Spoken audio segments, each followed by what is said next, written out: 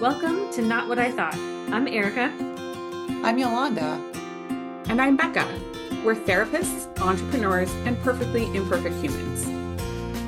We first met during a business owner retreat where we became fast friends because we're not afraid to be real and ask the hard questions about life. What we thought it would be like, how messy it actually is, and the courage it takes to create the life we want. We continue to build our friendship and personal growth through our own retreats. We find the deepest connection in sharing our struggles and finding what we have in common rather than what divides us. We're breaking down hard topics on our podcast and together have conversations about what it takes to find real talk, real support, and real rest for professional women. We're glad you're here. Join us on your favorite podcast platform. Okay, y'all, for today's episode, I have not quite a Not What I Thought, but a topic that was brought to our attention that we want to be able to give some context to.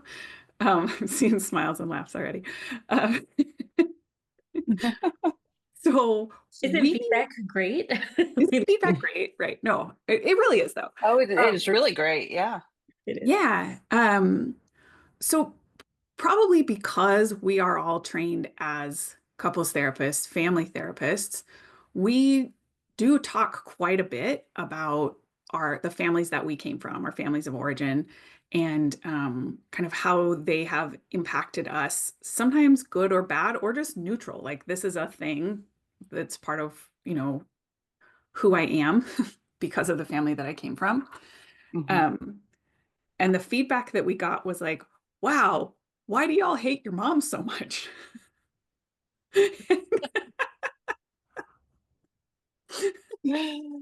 It makes me laugh every time I hear it. Yeah. Every time. And I don't know for you all, but I'm laughing because like I don't hate my mom. Right. Yeah. Like that's not a Right. thing. That's not a thing, right? But we did want to unpack and give a little bit of context for kind of why we bring those topics up and maybe even situating that particular bit of feedback into, some bigger like societal norms and expectations and kind of how we understand all of that. Mm-hmm. Um, so I can start out with this kind of big driving thing behind why I do a lot of what I do and ultimately why I became a therapist and why I talk about the stuff that's hard is like there were some pretty difficult and traumatic things that happened for me when I was a child, really, surrounding family stuff, surrounding my parents' divorce. Mm-hmm. Um, and it was something that we really just didn't talk about. Mm-hmm. Um, I think that as so this all happened when I was about 11. And I think my extended family, like they just didn't know what to do with a grieving kid. But it Mm-hmm. was grief, but nobody was dead. I just had Mm-hmm. lost three parents in the midst of this divorce that happened. Um, and it's like nobody knew how to talk about it. I think there was some complexity because for my mom and my dad had a lot of conflict between them. And I think for my mom, it probably was a relief to not have to be in communication with my dad or be making like joint decisions with him. So I think for her, that probably was a relief on some level. Mm-hmm. And for me, there probably was a little relief too to not be exposed to my parents' conflict. Um, and there was so much grief. Like I lost a Mm-hmm. dad and a stepmom and half siblings, and my stepdad disappeared from my life around that same time too. Mm-hmm. Just like nobody talked about it. Mm-hmm. And we were in this religious community that was so much about family and how important it was to have a father in the home. And I'm here like two dads had abandoned me. Like I didn't, and again, in this context, in the social context, nobody knew what to do with me. And so people just Mm-hmm. didn't talk about it. And I carried so much shame. Mm-hmm. Um, I think partly because I was alone and partly because it was like, what kind of a kid, like, I don't think I fully believe this, but there was a part of me that wondered, like, what will people think of me? I must be a really Mm-hmm. bad kid if even my own Mm-hmm. parents don't want me. Mm-hmm. Like, Mm. And I just carried that in this loneliness all through my teenage years. And there was a Mhm. part somewhere in my early 20s that was like, I kind of came to this understanding of um, I can't change what happened. There Mhm. is no going back and like undoing Mhm. that. And so what do I do with all of this like emotion and experience? And Mhm. um, I sort of made like a commitment or solidified a value for myself. It's like at the very least, I can make efforts to ensure that no one else who has been through that feels alone in it. That's Feels something I alone. can do, right? Mhm.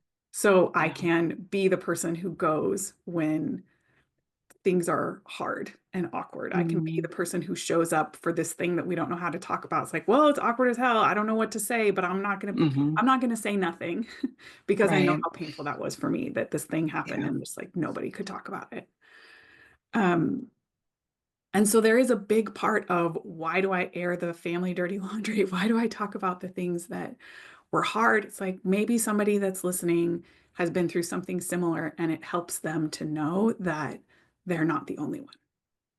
Mhm. That's a big driver for me behind why do I say the things that maybe we don't usually talk about. Yeah. Mhm. Yeah, so I think I'm Oh. just thinking through what you're saying and how it relates to our family of origin and why we talk about that on the podcast or with our clients Mhm. or as we explore that for ourselves.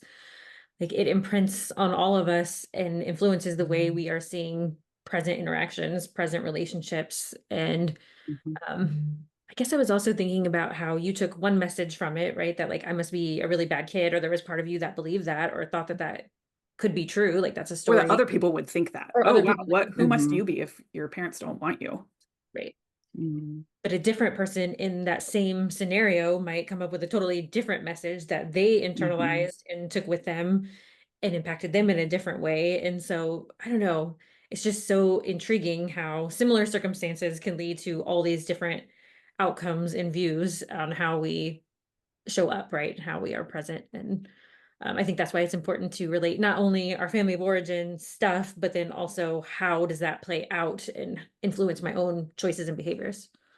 Right, right. Because that, I mean, this, if I'm totally honest, is like still a driving thing for Mhm. me. I don't want anybody to sit alone in Mhm. their pain. And there is still on some level like this idea that I know anybody could leave.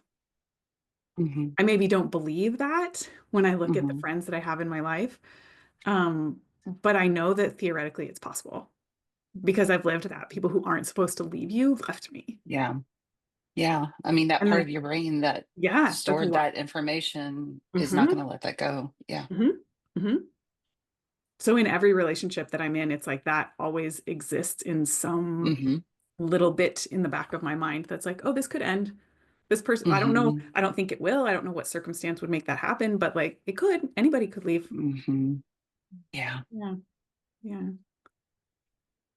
Oh, I there's so many things that I'm thinking right now. One is the feedback itself. And I think that speaks so much to how in our society, as much as we have normalized a lot of things regarding mental health and wellness and all of that kind of stuff, there are still topics that can feel taboo Mhm. um, for us to actually say out loud. Mhm. I so resonate with that common humanity piece of I don't want anyone to feel alone. Mhm. This is part of being human. We all have our own woundings that occurred in our family of origin. It's whether or not we choose to take a look at what those woundings are, because whether or not we do, they still exist and they still impact us. I used to pretend because this is so taboo or has been so taboo. I used to pretend that the work that I do is not tell me about your family of origin and how does that make you feel? And then and Yeah. then along the way I was like, well, that is what I do. And that's what I do because that is Yeah. where the work is and where the transformation. um, comes. And for me, an additional part of it, because, by training, I started as a trauma therapist and then added the relational component as I went along. I mean, there are hard facts around how our childhood experiences impact us, even our physical health.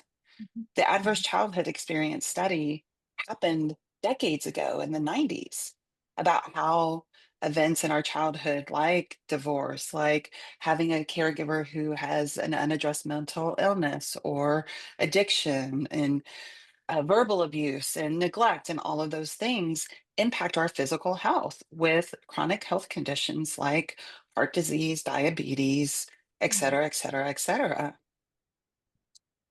And even that piece we still don't talk about. Mm. Yeah. Why do you think that is, Yolanda? I don't know. Mm. What I do know for myself personally is that I choose not to be complicit to it as I give voice to, hey, hard things happen in our childhood and they impact us, and this is what it can look like.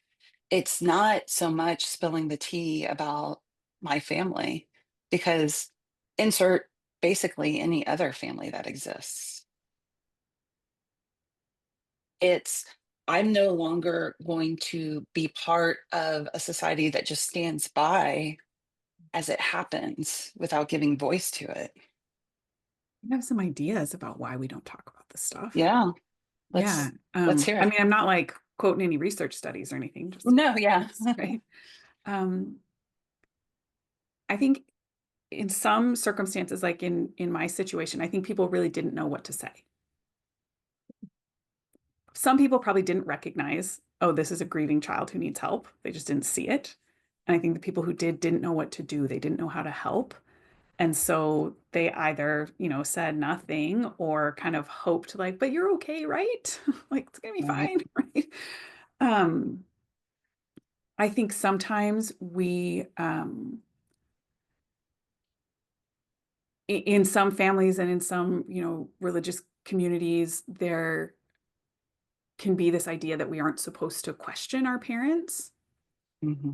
um, and that somehow we are being disloyal if we talk about ways that they failed us because they were trying so hard, or because you're supposed to honor your father and mother, or whatever the Hmm. thing is.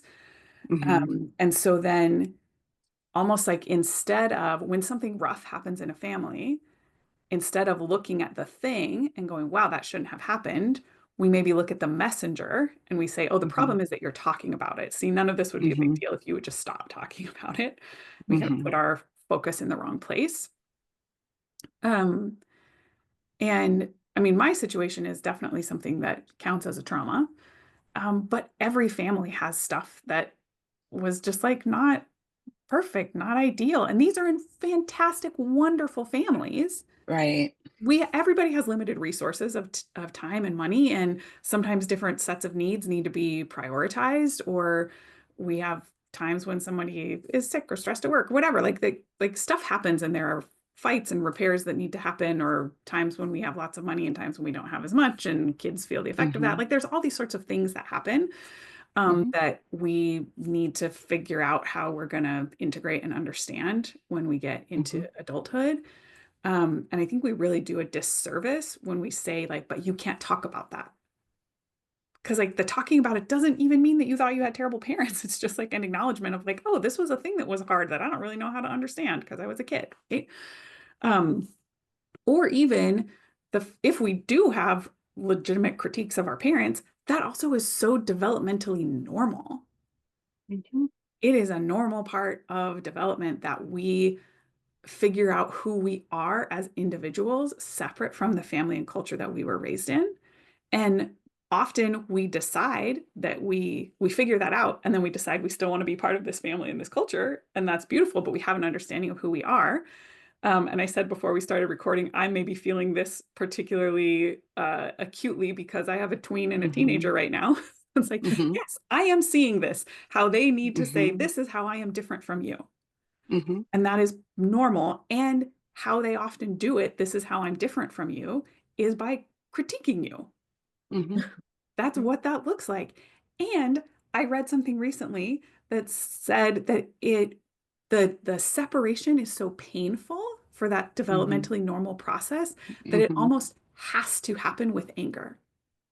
Mhm. Because if it didn't happen with some kind of anger, like they wouldn't have the energy they need to move through the pain of the separation from the Yeah. parent And to make sense of it, yeah. and to We make call that sense of it. differentiation. Yes, but this is such a normal process. And I think Developmentally you appropriate. yeah, developmentally appropriate, right? Like we do our whole communities a disservice when someone is Mhm. going through a developmentally normal thing, figuring out who they Mhm. are independent of their family and culture, and then we shame them for it. Mhm. And then we tell them that Mhm. they're awful, that they're betraying, right? Mhm. So I think that that can come up too. It's like part of why we don't talk about it because we don't see it as normal. And then maybe it gets kind Right. of pushed aside and shamed, right? Yeah. And so we are here on our podcast to say, nope, we can have those conversations, right? Well, can I add to what you're saying, Please, Rebecca? yeah. Um, so I've been thinking about this a lot too recently. Your kids are at the developmental age where they're individuating. Mhm. I have young adults aging from 23 to 27, about to get married, living in a foreign country, about to graduate from college.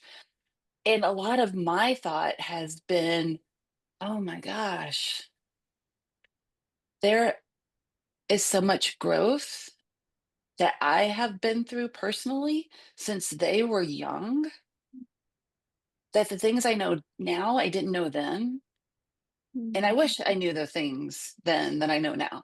And they would have had a completely different childhood, but I didn't. And so the best I can do is implement those things moving forward and know that when they go to their therapist, they're going to be talking about some of those experiences that they had earlier in life that were like, oh man, Mhm. my mom did this. Yeah, I did. Yeah. Yeah, I did. I'm not proud of it. And I own that that's an ouch that happened. And that doesn't make, I think it's also distinguishing between behavior like guilt and shame because I engaged in behavior that I look back on and have some regret about. And even in those moments, probably had some regret about. It doesn't inherently make me a bad person. I think that's a nuance that we miss in part of this conversation. When we name something that was hard for us in our growing up years, that's not saying that we think that our parents are bad people. Exactly. Yeah. I like how you worded it of, there's experiences that you just didn't know at the time, right? Like you didn't have the life experience to know, but also Hmm.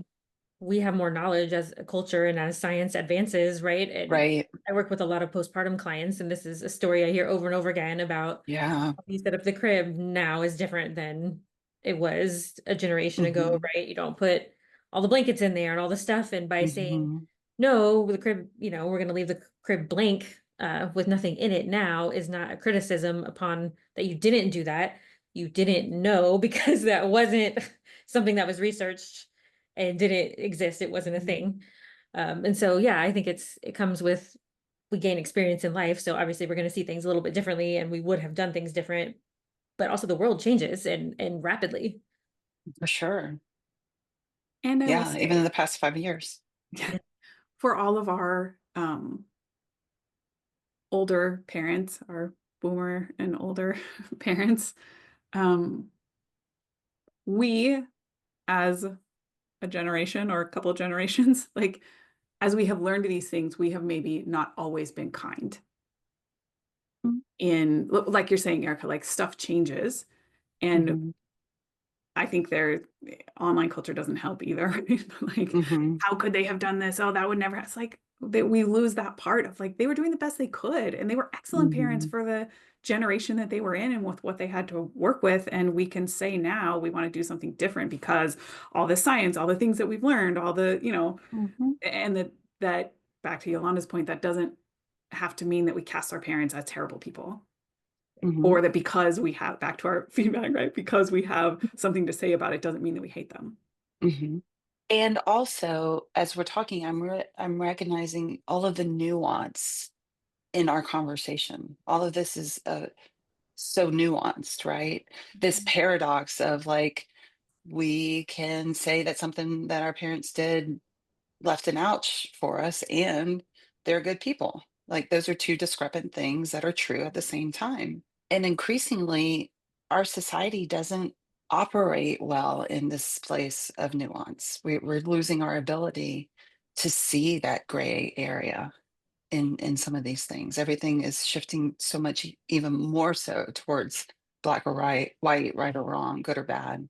I think when we're talking about stuff that is traumatic or confusing, or like the story that I started with, nobody talked about it. And so it was a long time before I even could put words, 10 plus Hmm. years later, that I could put words to, like, oh, parents abandoned me. That's what happened to me.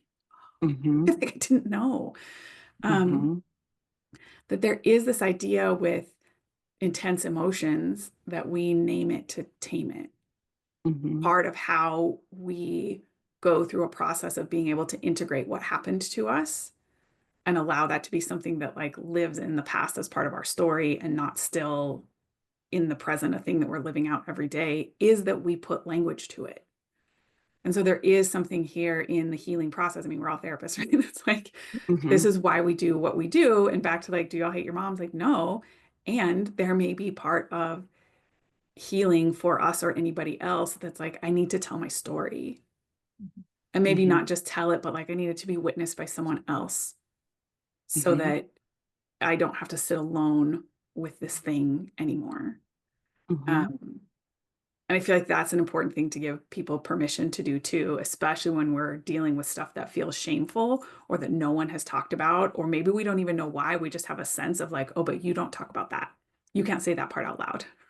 Right. That probably is exactly the thing that you need to find a safe place, a safe person where you can say the thing out loud that you feel like you're not Yeah. allowed to say. I think that so many of us were brought up in these closed family systems where maybe not explicitly, but at least implicitly it was implied we don't talk about these things.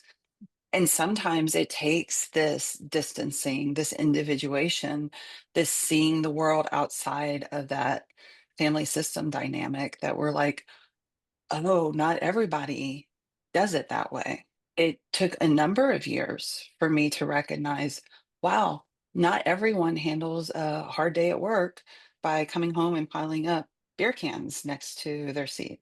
Mm. But if that's what you grew up with, That's that was the only world that you knew. That was No. normal. that was the only thing that I knew. I think as therapists or anybody who's done a lot of therapy and deep work, we're kind of at an advantage in looking at some of these things because how many genograms did you have to do in school Mhm. where you're kind of taking this zoomed out look at Tell the people what the Geneagram is. good idea. A genogram is where you are looking at intergenerational patterns. And so that can be communication patterns, professional, if you're looking at career kind of stuff. But it's so fascinating just seeing a diagram and all of these things start just like lifting off the page, kind of like in movies like Beautiful Mind, where everything starts like Hmm. lighting up as he's like doing his equations and stuff. That's how Hmm. I felt in some of the genogram work is where you're like, oh, now this is all making sense. Um, Hmm. and I think everybody can probably see different parts of that, but when you are putting together all the pieces, there is this moment where it kind of clicks and you're like, okay, I get it now. Hmm. Yeah. And those are the things that are handed down generationally that just become a part of our family system, of family culture. That until someone along the way stands up and says, this doesn't seem right, Mhm. um, it'll continue. Mhm. Yeah, we talk about that a lot on the podcast, like having Hmm.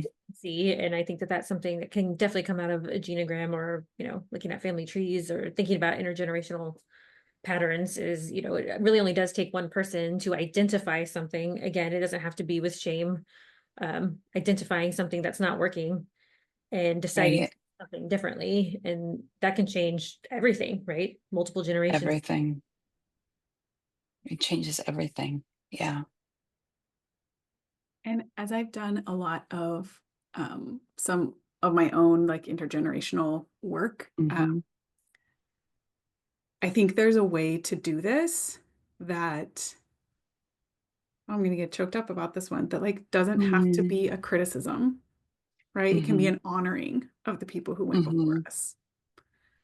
Um, there is an ancestor in my line who came to the US from Scotland as a child, and the family was really poor. And before they left Scotland, they had to send the kids into the coal mines to work. And she was Mm-hmm. small, and she couldn't, or the job of the kids was to push the loaded carts of coal out of the mines. And she couldn't push it by Mm-hmm. herself, so she had to use her head to help. Mm-hmm. And it deformed her skull. Mm-hmm. This woman was my grandmother's grandmother. And I remember my Mm-hmm. grandma saying that as a kid, they would go feel their grandma's skull and they could feel the flat part Mm-hmm. from where it had been deformed from pushing the coal carts, right? And I think about what kind of life did that person have? Like, this was her childhood, and then came to the Mm-hmm. US and had a hard life being frontier people out in Wyoming. Mm-hmm. And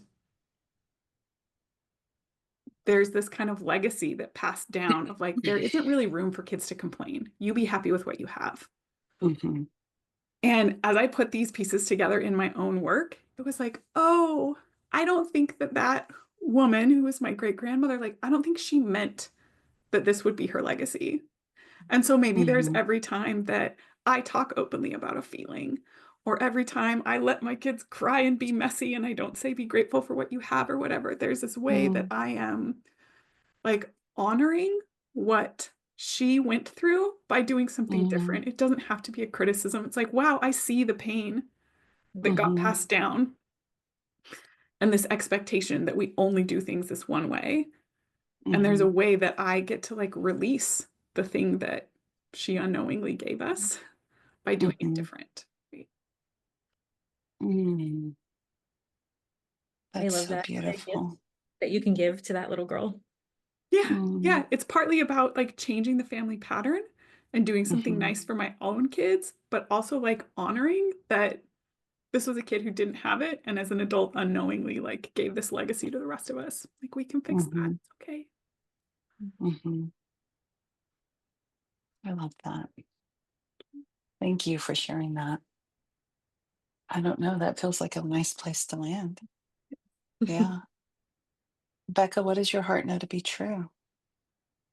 My heart knows that I still, no regrets, will show up with people who are hurting Mm, and need to say the things that they feel like they can't say. That is all, will always be an honor for me to do. mm. What does your heart know, Yolanda? My heart knows that so oftentimes when I'm sitting in front of another human being, a client maybe, who is brave enough to start giving voice to these things, I tend to describe those of us who do this as the canary in the coal mine. That we can't ignore that sense of like something is not right here. And so we stand, we face the flames, we speak the truth. And I am thankful for the canaries. Mm. And I feel like I'm in good company with them, including both of you. What does your heart know, Erika? My heart knows that it's difficult sometimes to have these conversations, to not try to deal with discomfort by putting padding around some of these topics, Mm, softening the blow, which I think we're probably all guilty of, and definitely a lot of mhm, clients struggle with. As they start to mhm, tell a story, they'll say, but I know that, that's the way it was. And yes, those things are true. Again, back to nuance. with the more straightforward and accepting and taking accountability and holding accountability, I think Mhm. the better and more healing it will be as you move forward. Mhm. So I think all of that to say, you'll probably still hear some family of origin stories from us as You we go will, you will. forward. And we're going to point you back to this episode. This is why.